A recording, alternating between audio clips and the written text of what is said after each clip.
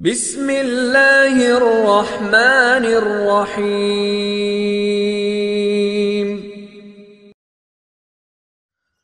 الحمد للہ وحدہ والصلاة والسلام علی من لا نبی بعدہ، اشہد ان لا الہ الا اللہ وحدہ لا شریک لہ واشہد ان محمدا عبدہ ورسولہ، اما بعد فاعوذ باللہ السمیع العلیم من الشیطان الرجیم من ہمزہ ونفخہ ونفثہ، یعتذرون الیکم اذا رجعتم الیہم قل لا تعتذروا لن نؤمن لکم قد نبأنا اللہ من اخبارکم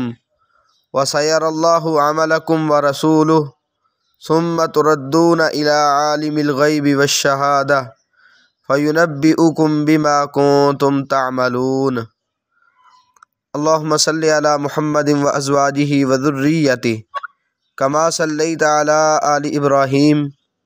وبارک علی محمد وازواجہ وذریتہ کما بارکت علی آل ابراہیم انک حمید مجید۔ آج انشاءاللہ الرحمن 11ویں پارے کا خلاصہ ذکر کرنے والے ہیں۔ اللہ سبحانہ و تعالی حق بات کہنے کی توفیق عطا فرمائے اور اس کے بعد ہم سب کو قرآن و سنت کے مطابق عمل کرنے کی توفیق عطا فرمائے۔ 10ویں پارے کے اخیر میں اللہ رب العالمین نے اس بات کا ذکر کیا تھا کہ کچھ ایسے لوگ آئیں گے کہ جو آپ کے سامنے عذر پیش کریں گے۔ پہلے تو آ کے اجازت نامہ مانگیں گے کہ ہمیں اجازت دی جائے، ہم مسائل میں ہیں، ہمیں کئی پریشانیاں ہیں، اور اسی طرح کچھ عذر اور بہانے رکھیں گے۔ وہی مفہوم اس پارے کے پہلے رکوع میں اللہ رب العالمین نے بیان فرمایا کہ کچھ لوگ آپ کے پاس آئیں گے، وہ آپ کے سامنے آ کے عذر پیش کریں گے اور وہ جھوٹے ہوں گے، یعنی منافق لوگ اپنی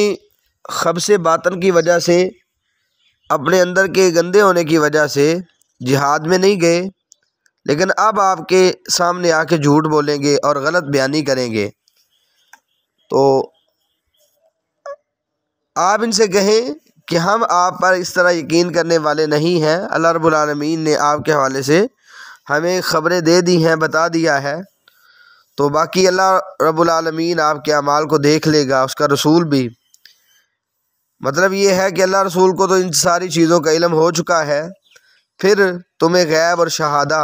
کو جاننے والے رب کی طرف لٹایا جائے گا، پھر تمہیں وہ تمہارے اعمال کی خبر دے گا۔ تو یہ حقیقت میں سارے اعمال کو جاننے والا اللہ رب العالمین ہی ہے۔ تو اللہ رب العالمین نے اپنے نبی محمد صلی اللہ علیہ وسلم کو بتا دیا کہ یہ کچھ لوگ آئیں گے جو جھوٹے ہیں اور عذر اور بہانے پیش کریں گے۔ ان کو اللہ رب العالمین نے گند قرار دیا اور فرمایا ان کا ٹھکانہ جہنم ہے۔ یہ گند کیوں قرار دیا گیا اور ان کا ٹھکانہ جہنم کیوں بنایا گیا ہے؟ صرف اس لیے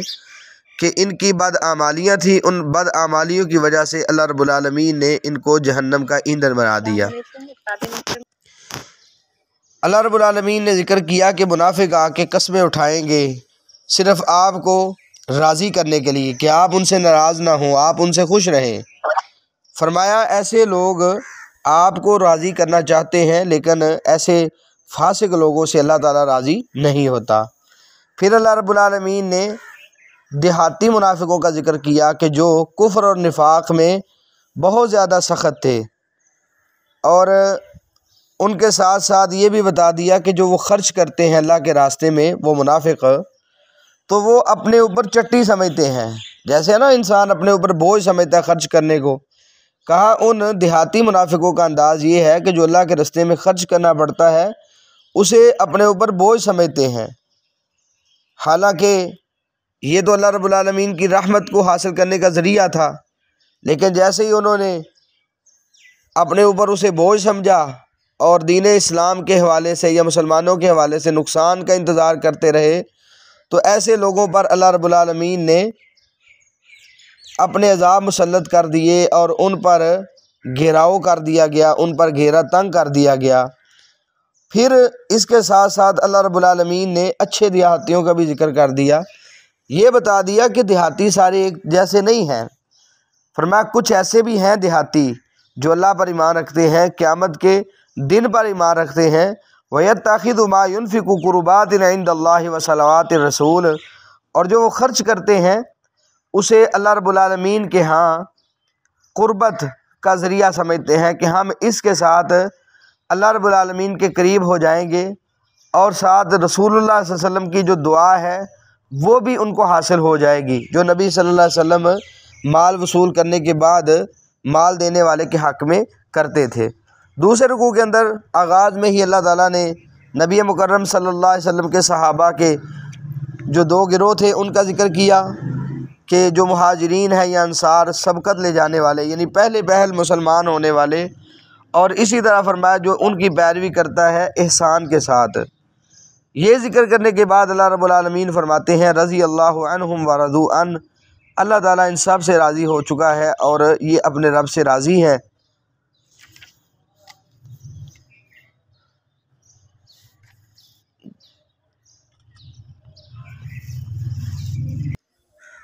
نبی مکرم صلی اللہ علیہ وسلم کے جو صحابہ تھے ان کے جو دو گروہ تھے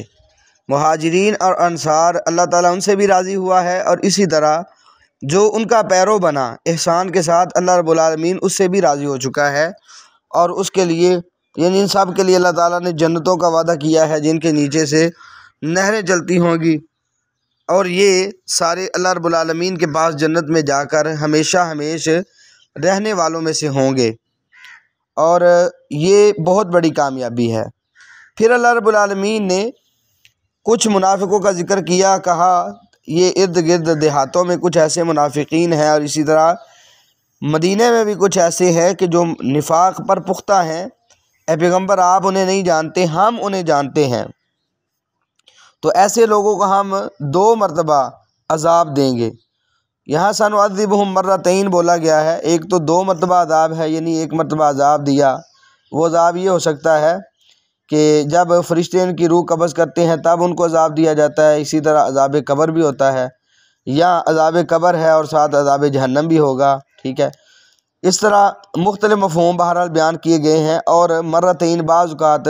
کئی مرتبہ میں بھی بولا جاتا ہے، جیسے سورۃ ملک میں بھی ہے، تو اس میں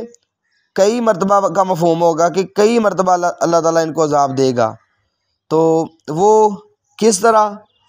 موت کے وقت بھی عذاب ہوگا، عذاب قبر بھی ہوگا، اور اسی طرح جہنم کا عذاب بھی، ٹھیک ہے، مختلف سزائیں۔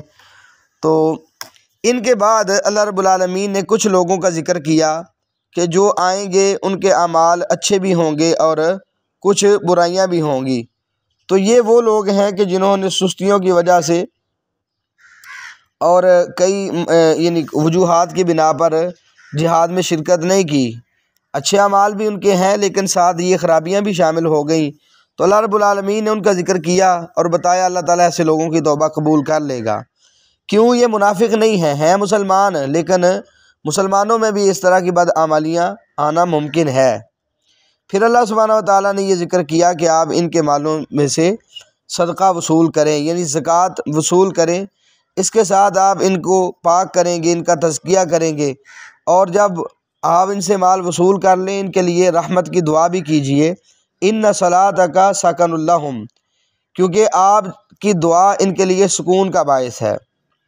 پھر اللہ رب العالمین نے ایسے لوگوں کا ذکر کیا کہ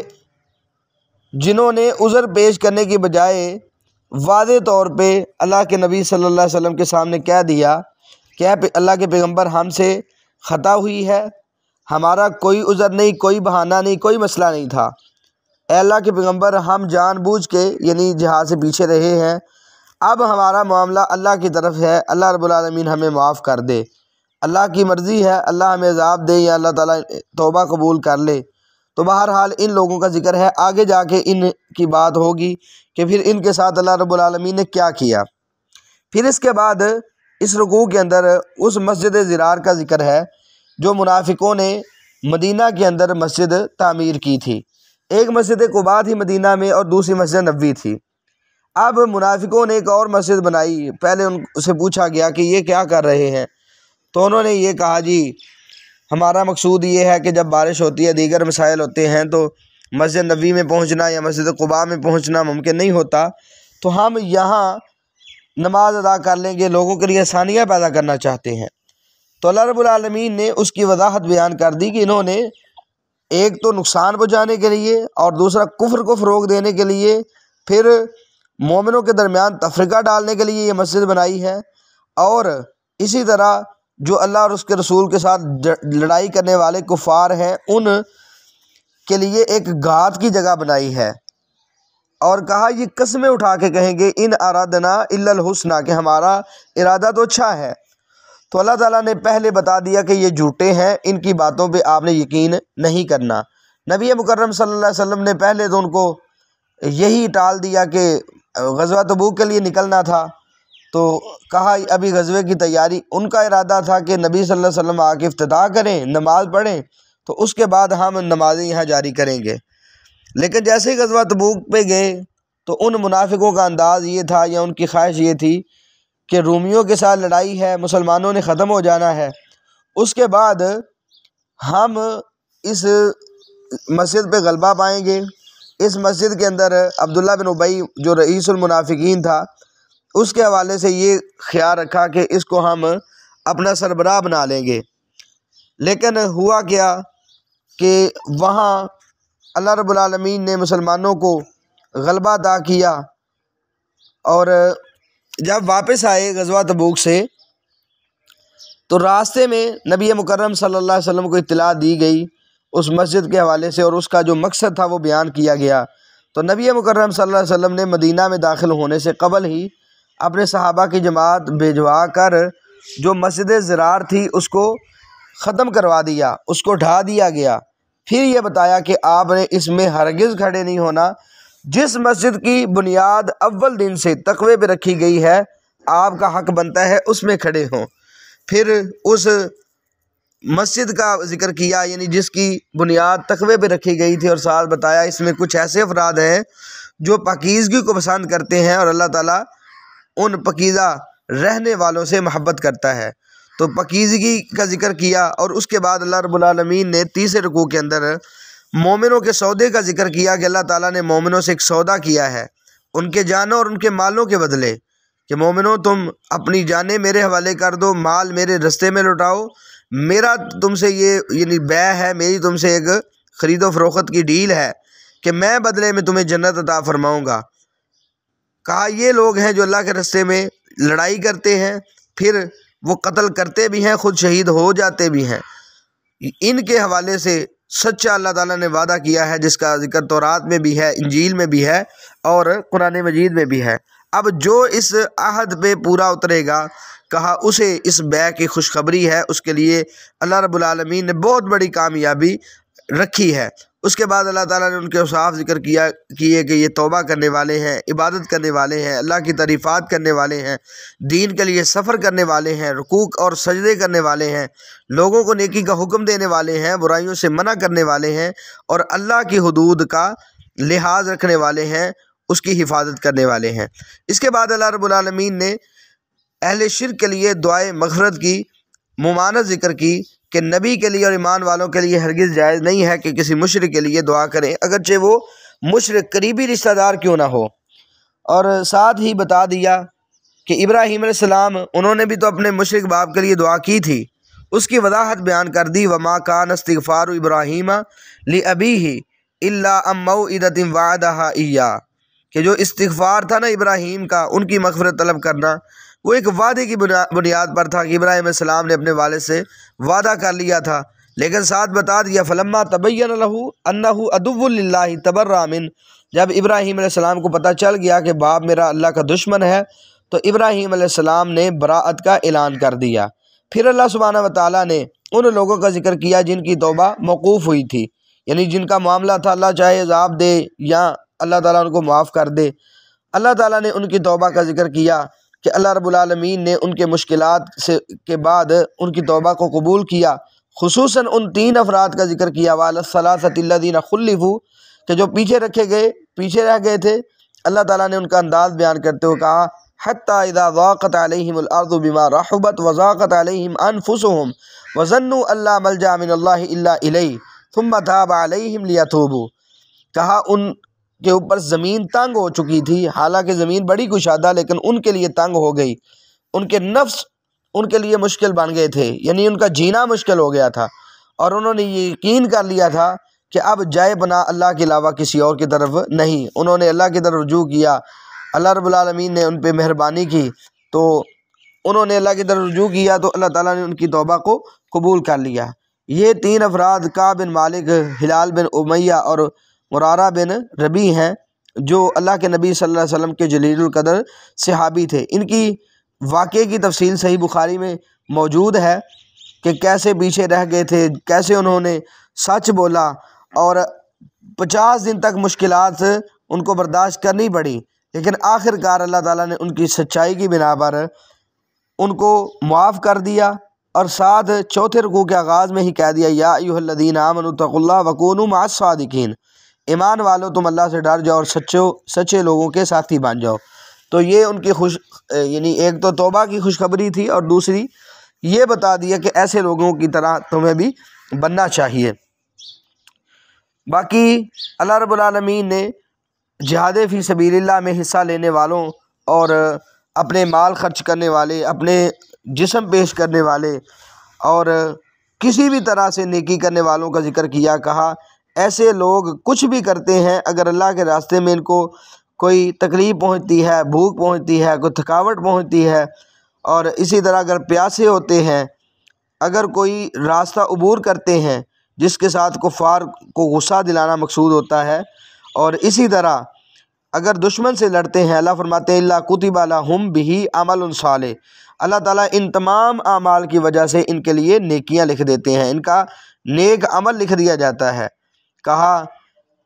کہ اگر یہ چھوٹا سا بھی خرچ کرتے ہیں، تھوڑا سا خرچ کرتے ہیں یا بڑا خرچ کرتے ہیں، وادی کو عبور کرتے ہیں، الا کتب لہم لیجزیہم اللہ احسن ما کانوا یعملون، اللہ تعالیٰ ان کے تمام اعمال کو لکھ لیتے ہیں، لکھ دیا جاتا ہے تاکہ اللہ تعالیٰ ان کو ان کے اچھے اعمال کا بدلہ عطا کرے۔ پھر اللہ سبحانہ و تعالیٰ نے یہ ذکر کیا کہ مومنوں کو اکٹھا نکلنا، یہ نہیں چاہیے کہ سارے اکٹھے نکل جائیں، بلکہ پورے گروہ میں سے بھی کچھ افراد نکلیں جو جا کے دین کی سمجھ بوجھ حاصل کریں، پھر اپنی قوم کو ڈرائیں تاکہ وہ ڈر سکیں اور اللہ کے عذابوں سے بچ سکیں۔ اس میں ایک تو مفہوم یہی ہے کہ جہاد کے لیے سارے افراد کو اکٹھا نہیں نکلنا چاہیے، کچھ جائیں اور اپنی ٹریننگ حاصل کریں اور باقیوں کو آ کے بھی سمجھائیں، اس طرح کا انداز۔ اور دوسرا مفہوم جو حصول علم کے لیے سفر ہے، یعنی دینی علم کے لیے لوگوں کو نکلنا چاہیے، اور سارے لوگوں پہ نکلنا ضروری نہیں ہے، بلکہ کچھ افراد نکلیں جا کے دین کی سمجھ بوجھ حاصل کریں، جیسے ہی وہ خود دینی سمجھ بوجھ حاصل کریں آ کے لوگوں کو ڈرائیں تاکہ لوگ بھی جہنم سے بچ سکیں۔ پھر اللہ سبحانہ و تعالیٰ نے 5ویں رکوع کے اندر بھی جہاد و قتال کا ذکر کیا اور منافقوں کا انداز بتایا کہ منافقوں کا انداز کیا ہے اور حقیقی مومنوں کا انداز کیا ہے۔ پھر نبی صلی اللہ علیہ وسلم کے بعد اوصاف ذکر کیے کہ یہ آپ کی یعنی نسلوں میں سے ہی ہیں، جو چیز آپ کو مشکل میں ڈالتی ہے یہ نبی خود اپنے اوپر اسے گراں یعنی سمجھتا ہے۔ اسی طرح تمہارے لیے حرص رکھنے والا ہے، مومنوں کے حوالے سے بڑا ہی رحم دل ہے اور نرمی کرنے والا ہے۔ پھر بتایا کہ اگر یہ منہ موڑتے ہیں نبی آپ کہیں مجھے اللہ کافی ہے، لا الہ الا هو علیہ توکلت وهو رب العرش العظیم، اس کے علاوہ کوئی الہ نہیں ہے، میں اسی پہ توکل کرتا ہوں اور وہ عرش عظیم کا رب ہے۔ تو مطلب یہ ہے اگر لوگ آپ کا ساتھ نہ بھی دیں تو آپ اللہ پہ توکل کریں اور ان معاملات میں سنجیدگی سے سوچیں۔ آج کے دور میں بھی جو کلمہ پڑھنے والے ہیں، حکمران ہیں، ان کے لیے یہ پیغام ہے کہ اعلان جہاد کریں۔ فلسطین کے اندر اور غزہ کے اندر ہمارے مسلمان بھائیوں کو، بہنوں کو، بچوں کو یعنی شہید کیا جا رہا ہے، ان کو تکلیفیں پہنچائی جا رہی ہیں، دل خون کے آنسو رو رہا ہے، لیکن جو حکمران مسلمان حکمران ہیں یا کلمہ پڑھنے والے حکمران ہیں ان کے سروں میں جوں تک نہیں رینگتی۔ اس انداز میں غور کرنے کی ضرورت ہے، اللہ پہ توکل کریں اور اللہ کے لیے نکلیں، انشاءاللہ اللہ رب العالمین اپنی مدد فرمائیں گے۔ سورۃ یونس کا آغاز ہوا 6 رکوع میں، تو اللہ رب العالمین نے سب سے پہلے تو بتا دیا کہ یہ کفار انکار کیوں کرتے ہیں، صرف اس وجہ سے کہ انہی میں سے ایک آدمی کی طرف کیوں وحی اتری ہے۔ پھر اللہ سبحانہ و تعالیٰ نے تخلیق کائنات کا ذکر کیا اور اپنا تعارف بتایا کہ وہی رب ہے جو آسمانوں اور زمین کو پیدا کرنے والا ہے، عرش پہ مستوی ہوا ہے، اور کوئی اس کے سامنے سفارش کی بھی اجازت سفارش بھی نہیں کر سکے گا جب تک اس کی اجازت نہ ہو جائے۔ اسی طرح وہی ہے جس نے سورج کو اور چاند کو پیدا کیا، اس کی مختلف منازل رکھی ہے تاکہ سالوں اور حساب کو سیکھا جا سکے اور اس کا اندازہ لگایا جا سکے، اس کا علم حاصل کیا جا سکے۔ بہرحال اس کے بعد اللہ سبحانہ و تعالیٰ نے جو اللہ تعالیٰ کی ملاقات کی امید نہیں رکھتے ان کے حوالے سے بتایا کہ یہ جہنم کے دوزخ کے ایندھن بننے والے ہیں، اس کا ٹھکانہ ان کے مقدر میں آنے والا ہے، جہنم ٹھکانہ ان کی بننے والی ہے۔ پھر مومنوں کے حوالے سے بتایا کہ اللہ تعالیٰ ان کو ان کے ایمان کی وجہ سے ہدایت عطا کرے گا، رہنمائی کرے گا، اور یہ رہنمائی ان کو جنت کی طرف لے جائے گی۔ پھر جنت میں اللہ تعالیٰ کا شکریہ ادا کریں گے اور اللہ تعالیٰ کی تعریفات کریں گے۔ 7ویں رکوع کے اندر سرکش لوگوں کو ڈھیل دینے کا ذکر کیا گیا ہے، اور اسی طرح کافر، ناشکر اور متکبر کا انداز بتایا گیا کہ اگر مشکل وقت آتا ہے پھر اللہ تعالیٰ کو پکارتا ہے، لیکن جیسے ہی تکلیف دور ہوتی ہے تو اللہ رب العالمین کو بھول جاتا ہے۔ پھر اللہ سبحانہ و تعالیٰ نے دیگر جو ماضی کے اندر اقوام تھی ان کا ذکر کیا اور ان کی ہلاکتوں کا ذکر کیا، اور بتایا کہ یہ بھی ماضی سے سبق سیکھیں، اور جو کفار کا مطالبہ تھا، مشرکین مکہ کا مطالبہ تھا کہ آپ اس قرآن کی بجائے کوئی نیا قرآن لے کے آئیں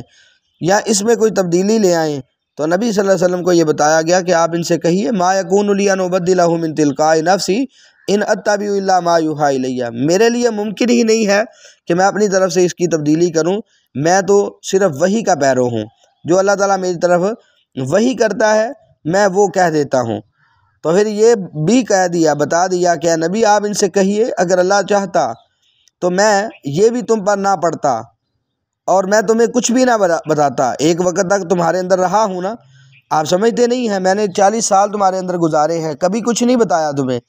اگر اللہ کا حکم نہ ہوتا تو میں اب بھی تمہیں کچھ نہ کہتا۔ پھر 8ویں رکوع کے اندر اللہ رب العالمین نے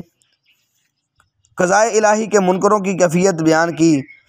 کہ جو اللہ رب العالمین کے فیصلوں کا انکار کرنے والے ہیں ان کا انداز کیا ہوتا ہے، اور ساتھ وہی انداز کہ اگر مشکل میں آتے ہیں تو خالص اللہ کو پکارتے ہیں، لیکن جیسے ہی اللہ رب العالمین کو نجات دے دیتے ہیں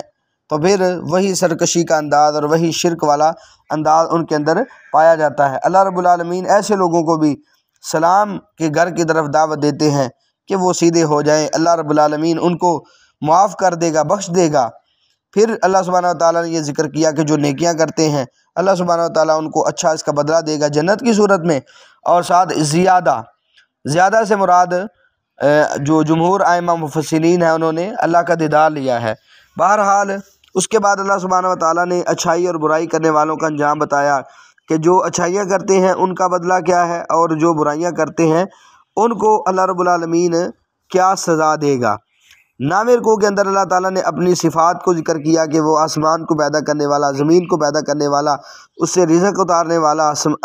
لوگوں کو سننے کی طاقت دینے والا، آنکھ اور دیکھنے کی طاقت دینے والا، اور مردہ سے زندہ کو اور زندہ سے مردہ کو نکالنے والا، اور تدبیر امور کرنے والا وہ حقیقی اللہ ہے۔ اور اللہ رب العالمین نے مشرکین سے یہ سوال کروایا ہے کہ آپ ان سے کہیے اگر تمہارے مشرکو اگر تمہارے شرکاء میں سے کوئی یہ کام کرنے والا ہے تو بتاؤ کہاں ہے، اسے لے کے آؤ، لیکن اگر وہ کچھ نہیں کر سکتے، سارا کام اللہ رب العالمین کرتا ہے، تو پھر صرف اللہ کی عبادت کرو، یہ گمان چھوڑ دو اور اٹکل چھوڑ دو، یقینی عمل پہ بات ہونی چاہیے، اور جو حقیقت ہے حقیقت پر مبنی گفتگو انسان کو کرنی چاہیے۔ پھر اس قرآن کے حوالے سے بتا دیا کہ یہ قرآن گھڑا ہوا نہیں ہے بلکہ یہ اللہ رب العالمین کی طرف نازل کردہ ہے۔ اگر کوئی انسان شک کرتا ہے تو آپ اگر چاہتے ہیں کہ ہم آپ مقابلے میں آ سکتے ہیں تو ایک سورت فاتو بسورۃ من مثلہ وادعوا من استطعتم من دون اللہ ان کنتم صادقین، اگر قرآن کے حوالے سے کسی قسم کا کسی کو بھی کوئی شک ہے تو وہ آئے، اس قرآن جیسی صورت لے کے آئے، اور اپنے ساتھ جس کو ساتھ ملانا چاہتا ہے ملا بھی لے۔ پھر اللہ سبحانہ و تعالیٰ نے لوگوں کے حوالے سے بتایا کہ اگر یہ آپ کو 10ویں رکوع کے اندر اگر یہ آپ کو جھٹلاتے ہیں تو آپ برات کا اعلان کر دیں ان میں سے کچھ ایسے لوگ ہیں کہ جو آپ کی بات کان لگا کے سنتے ہیں، لیکن جو کان لگا کے سنتا ہے لیکن ماننا نہیں چاہتا، آپ ایسے لوگوں کو نہیں سنا سکتے، نہیں دکھا سکتے۔ تو ایسے لوگوں کا انجام برا ہے، کبھی بھی ان پر عذاب آ سکتا ہے۔ اور یہ بھی بتایا کہ یہ پوچھتے ہیں واقعی اس طرح ممکن ہے ایسا ہوگا؟ کہا قل ای وربی انہ لحق، کہہ دے جی یقیناً میرے رب کی قسم ہے کہ یہ حق ہے اور تم اسے عاجز کرنے والے نہیں ہو۔ جب عذاب آئے گا کوئی اسے ٹال نہیں سکے گا۔ پھر اللہ سبحانہ و تعالیٰ نے 11ویں رکوع کے اندر قرآن مجید کے حوالے سے بتا دیا کہ قرآن مجید کی حیثیت کیا ہے۔ یہ ایک ایسی نصیحت ہے تمہارے رب کی طرف سے کہ جس کے اندر اللہ تعالیٰ نے شفا بھی رکھی ہے، سینوں کی شفا ہے، اندرونی معاملات بھی اس قرآن سے حل ہوں گے اور بیرونی طور پہ بھی شفا ہے۔ اللہ تعالیٰ نے اس کو ہدایت اور مومنوں کے لیے رحمت بنایا ہے۔ اللہ تعالیٰ کے اس فضل اور اس کے رحمت کے ساتھ لوگوں کو خوش ہونا چاہیے۔ بعض لوگ کہتے ہیں جی خوشیاں منانی چاہیے، منانے کی اللہ تعالیٰ نے بات نہیں کی، بلکہ اللہ کے اس فضل کے ساتھ خوش ہو جاؤ۔ تو یہ خوشی دل کا ایک فعل ہے، تو اس کے ساتھ خوش ہونا چاہیے۔ 12ویں رکوع کے اندر اللہ سبحانہ تعالیٰ نے یہ بتایا کہ جو چیز بھی ہو وہ اللہ تعالیٰ کے علم میں ہے، ایک ذرہ بھی ہو، چاہے زمین میں ہو، آسمان میں ہو، یا اس سے چھوٹا ہو یا کوئی بڑا، سارا کچھ اللہ کے علم میں ہے۔ پھر اللہ تعالیٰ نے اپنے اولیاء کا ذکر کیا کہ اللہ کے ولی کون ہیں، کہ جو ایمان لا کر تقوی اختیار کرتے ہیں وہ اللہ تعالیٰ کے ولی ہیں، اور ایسے لوگوں کو اللہ رب العالمین قیامت والے دن بھی کبھی رسوا نہیں کرے گا۔ کوئی خوف اور کوئی غمگین ان کو نہیں ہونے دے گا، نہ یہ خوف زدہ ہوں گے اور نہ ہی غمگین ہوں گے۔ پھر اللہ سبحانہ و تعالیٰ نے اپنی قدرت کا ذکر کیا اور اپنی یعنی عزت کا مالک ہونے کا ذکر کیا، اور یہ بتا دیا کہ اللہ نے ہی تمہارے لیے رات اور دن بنایا ہے، یہ سارے معاملات اللہ کرنے والا ہے۔ پھر ان لوگوں کی مذمت کی کہ جو اللہ کے متعلق جھوٹ بولتے ہیں یا کہتے ہیں یہ اللہ کے بھی یعنی اولاد موجود ہے، فلاں اللہ کا بیٹا ہے، فلاں یہ ہے، وغیرہ وغیرہ۔ اللہ سبحانہ و تعالیٰ نے سب سے اعلان برات کیا ہے۔ اسی طرح 13ویں رکوع کے اندر اللہ سبحانہ و تعالیٰ نے قوم نوح کا ذکر کیا اور ان کی جو ہے نا ہٹ درمیوں کا، پھر ان پر جو عذاب آیا تھا سیلاب کا، اس کا اللہ سبحانہ و تعالیٰ نے ذکر کیا، اور اس ساتھ متصل ہی موسیٰ اور ہارون علیہ السلام کا ذکر کیا کہ ان کو فرعون کی طرف بھیجا گیا، لیکن فرعون اور اس کے حواریوں نے ماننے کی بجائے ان کا مقابلہ شروع کر دیا اور کہا ایسا ممکن نہیں ہے، یہ تو ہمارے بڑوں سے ہمیں دور کرنا چاہتا ہے اور خود بڑا بننا چاہتا ہے۔ انہوں نے جادوگروں کی کوشش کی، جادوگروں کو اکٹھا کیا گیا اور موسیٰ علیہ السلام کے ساتھ ان کا ٹاکرا کروایا گیا۔ پھر اللہ سبحانہ و تعالیٰ نے موسیٰ علیہ السلام کو ان کی مدد کی اور ان کو تائید دی، اور جادوگروں کو اللہ رب العالمین نے ناکام کر دیا۔ اس کا ذکر کرنے کے بعد 14ویں رکوع کے اندر اللہ سبحانہ و تعالیٰ نے یہ ذکر کیا کہ موسیٰ علیہ السلام پر ایمان لانے والے قوم میں سے تھوڑے ہی لوگ تھے، اور ساتھ ڈرتے بھی تھے فرعون سے اور ان کے سرداروں سے کہیں ان کو فتنے میں نہ ڈال دیں، کیونکہ فرعون جو تھا یہ بہت سرکش تھا زمین میں، اور جو مومن تھے ان کے حوالے سے بڑی سختی کرتا تھا۔ تو موسیٰ علیہ السلام نے اس وقت اپنی قوم سے یہ بات کی تھی کہ اگر تم اللہ پر ایمان رکھتے ہو تو پھر اللہ پہ توکل بھی کرو۔ تو مطلب ہے ایمان والوں کو اللہ پر بھروسہ بھی کرنا چاہیے۔ ظالم فاسق لوگ وہ اپنا ظلم کریں گے، وہ سارے اپنی سازشیں کریں گے، لیکن تم نے اللہ پہ توکل کرنا ہے، بھروسہ کرنا ہے۔ تو قوم نے پھر یہی کہا اللہ توکلنا ربنا لا تجعلنا فتنة للقوم الظالمین، اللہ ہی پہ ہم توکل کرتے ہیں، اللہ ہمیں ظالم قوم کے لیے آزمائش کی سبب اور وجہ نہ بنانا۔ پھر انہوں نے نجات کی دعا کی تو اللہ رب العالمین نے ان کو نجات عطا فرمائی، اور موسیٰ علیہ السلام نے اپنے رب سے کہا اللہ اے ہمارے رب، اس فرعون نے بہت زیادہ سرکشی کی ہے، اللہ تو نے مال اس کو عطا کیا ہے، زینت عطا کی ہے، تو یہ لوگوں کو گمراہ کرنے کا باعث بن رہا ہے، اللہ اس کے مال کو مٹا دے، ان کے دلوں کو سخت کر دے تاکہ مومن نہ بنے اور عذاب چکھ سکے۔ تو اللہ تعالیٰ نے دعا کو قبول کر لیا اور کہا آپ نے لا علموں کے رستے پہ نہیں چلنا۔ پھر ہجرت کا ذکر کیا کہ جیسے وہ وہاں سے گزرے سمندر سے، تو اللہ رب العالمین نے یہ موسیٰ علیہ السلام کے جو ساتھی تھے ان کو بچا لیا، ان کو باحفاظت آگے پہنچا دیا، لیکن فرعون اور اس کے لشکروں کو غرق کر دیا۔ جیسے ہی وہاں پہنچا تو اس نے کلمہ پڑھا فرعون نے، لیکن کہا اب تجھے کوئی فائدہ نہیں ہے کلمہ پڑھنے کا۔ جب انسان کے پاس موت کا وقت آتا ہے،